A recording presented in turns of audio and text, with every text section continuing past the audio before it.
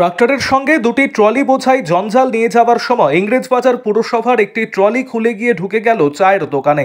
মঙ্গলবার সকালে ঘটনাটি ঘটেছে ইংরেজবাজার শহরের মালদা মেডিকেল কলেজ সংলগ্ন রেল লাইনের ধারে। এই ঘটনায় এক স্কুল পড়ুয়া সামান্য আহত হয়েছে। সেই সময় ওই দোকানের সামনে বেশ কয়েকজন লোক দাঁড়িয়েছিলেন। জঞ্জাল বোঝাই ট্রলিটি আচমকাই ট্রাক্টর থেকে খুলে সেখানে ছুটে আসতে থাকায় তারা দৌড়ে পালান।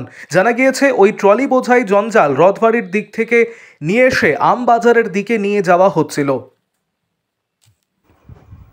আরও আপডেট থাকতে আমাদের ভিডিও শেয়ার ও ফেসবুক পেজটিকে লাইক করে ফলো করে দিন।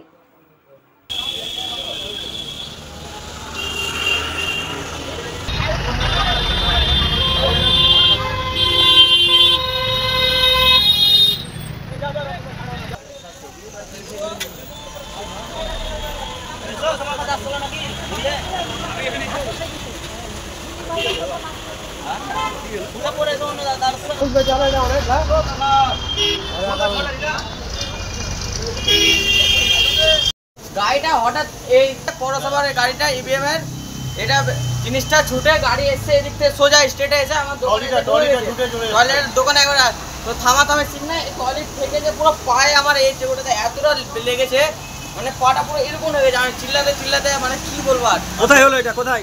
এই যে এই জায়গাটাতে হাসপাতাল গেট মেডিকেল কলেজে একবার সোজা রোডে। কি হচ্ছিল? গাড়িটা কোন দিকে যাচ্ছিল? গাড়িটা যাচ্ছিল এই দিকটাতে, হ্যান্ডাকাদি মোড় থেকে যাচ্ছিল। ওটা ভেঙে না কি হয়েছে গাড়িটা বুঝতে হয়নি। গাড়িটা আওয়াজ পেলাম, দেখছি গাড়িটা এগিয়ে এসে পুরো দোকানে এসে ঢুকে গেল। তাহলে অল্প তো ঢুকলো, এটাকে পুরো ঠেলে মেলে ক্ষতিপূরণ করে চলে যাচ্ছে। তো মোটামুটি মানুষজন বেঁচে গেছে নাকি?